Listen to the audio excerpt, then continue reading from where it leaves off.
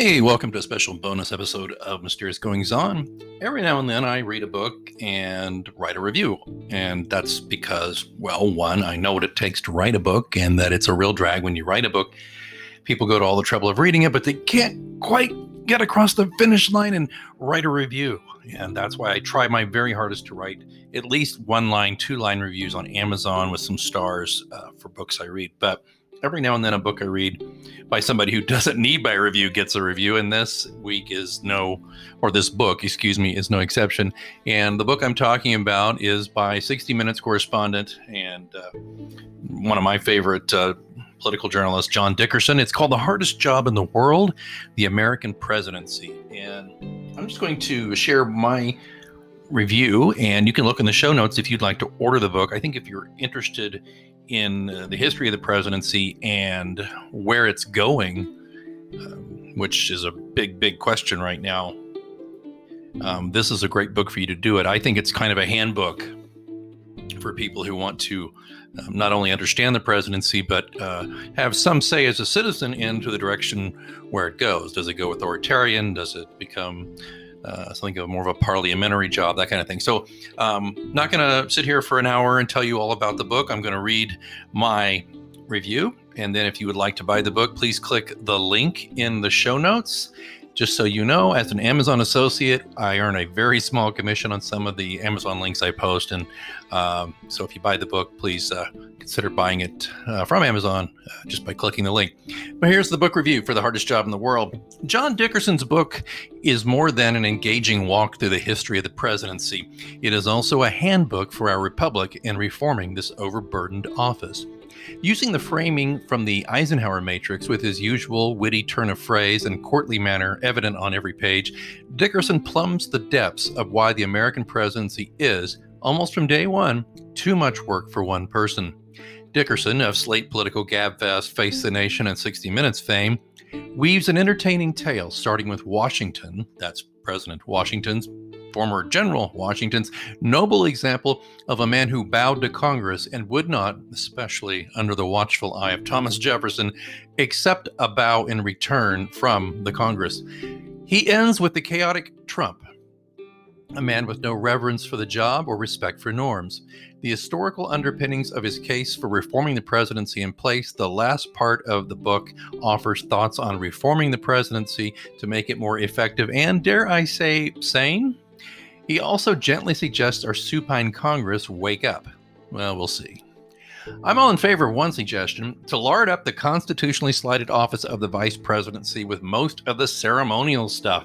Let her throw out the first pitches. Let her attend the funerals of foreign dignitaries. I guess she can't pardon the turkeys. She's not president, but still. The president should announce that he is there to get stuff done, and the silly fluff is just too much of a distraction. Throughout the book, I couldn't help thinking that President Biden was actually acting like that very imaginary president.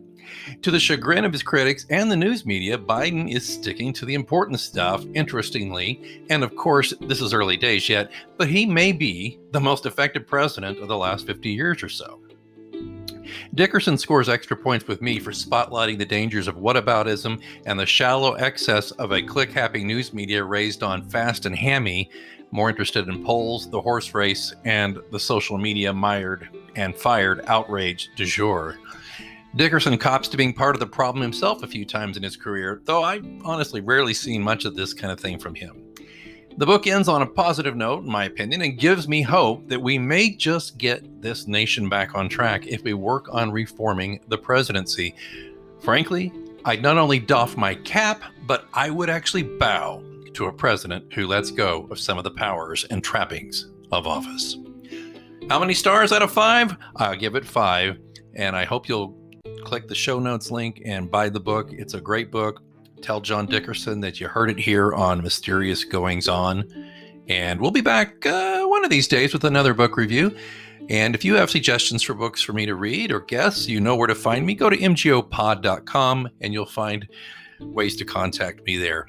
All right, then. Until next time, keep reading.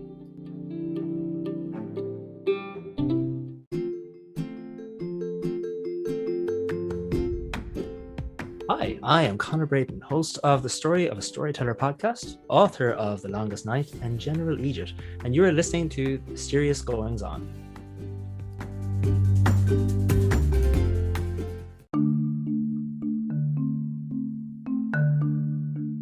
Been there, done that, got the t-shirt, huh? Not quite Mysterious Goings On, listeners. You probably haven't got the brand new Mysterious Goings On official t-shirt. This is a quality cotton t-shirt coming in a premium unisex tee version and a women's slim fit tee version in all the sizes you could possibly need. These are great quality shirts coming in a variety of colors, including dark heather gray, black, charcoal, maroon. And on the women's t-shirt, we come in dark heather gray, black, charcoal, indigo, and midnight navy. There you go. Check them out. They are in the show notes. The link is right there. They're being sold on Bonfire. They're typically sold in batches, and they'll come at you pretty quickly. All the instructions are on the website. The link is in the show notes here or at mgopod.com. Again, show the world, well, at least show the world on Zoom, or show the world when we can finally really get out and about. Show the world that you have some mysterious goings-ons of your own by wearing our t-shirt, and help support this show. Thank you so much.